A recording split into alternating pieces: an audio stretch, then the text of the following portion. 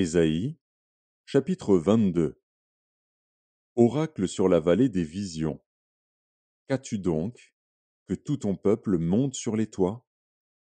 Ville bruyante, pleine de tumulte, cité joyeuse.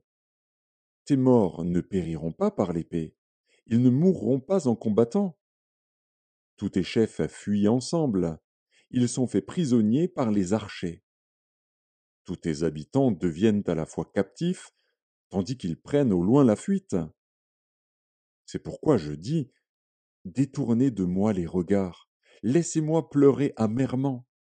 N'insistez pas pour me consoler du désastre de la fille de mon peuple, car c'est un jour de trouble, d'écrasement et de confusion, envoyé par le Seigneur, l'Éternel des armées, dans la vallée des visions. On démolit les murailles, et les cris de détresse retentissent vers la montagne. Élam porte le carquois. Des chars de combattants, des cavaliers, s'avancent. Tyr met à nu le bouclier. Tes plus belles vallées sont remplies de chars, et les cavaliers se rangent en bataille à tes portes. Les derniers retranchements de Juda sont forcés, et en ce jour tu visites les armures de la maison de la forêt. Vous regardez les brèches nombreuses faites à la ville de David, et vous retenez les eaux de l'étang inférieur. Vous comptez les maisons de Jérusalem, et vous les abattez pour fortifier la muraille.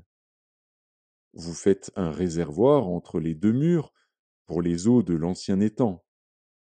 Mais vous ne regardez pas vers celui qui a voulu ces choses. Vous ne voyez pas celui qui les a préparées de loin.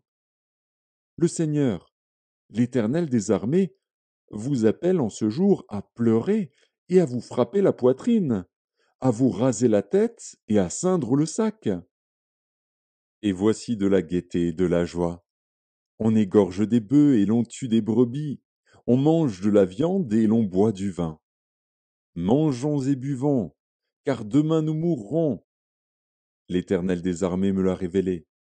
Non, ce crime ne vous sera point pardonné que vous ne soyez morts, dit le Seigneur, l'Éternel des armées. Ainsi parle le Seigneur, l'Éternel des armées. Va vers ce courtisan, vers Shebna, gouverneur du palais. Qu'y a-t-il à toi ici, et qui as-tu ici, que tu creuses ici un sépulcre?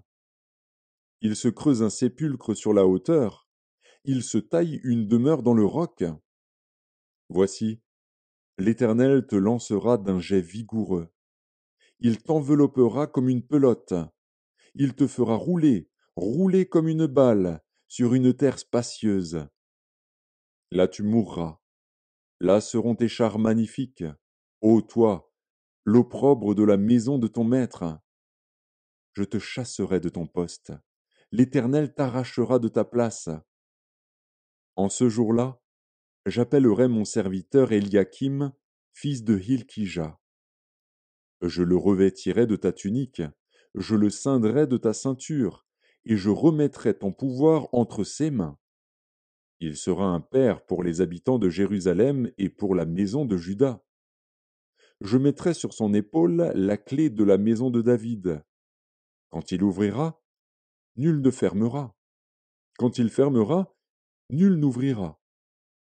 Je l'enfoncerai comme un clou dans un lieu sûr, et il sera un siège de gloire pour la maison de son père. Il sera le soutien de toute la gloire de la maison de son père, des rejetons nobles et ignobles, de tous les petits ustensiles, des bassins comme des vases. En ce jour, dit l'Éternel des armées, le clou enfoncé dans un lieu sûr sera enlevé, il sera abattu et tombera, et le fardeau qui était sur lui sera détruit, car l'Éternel a parlé.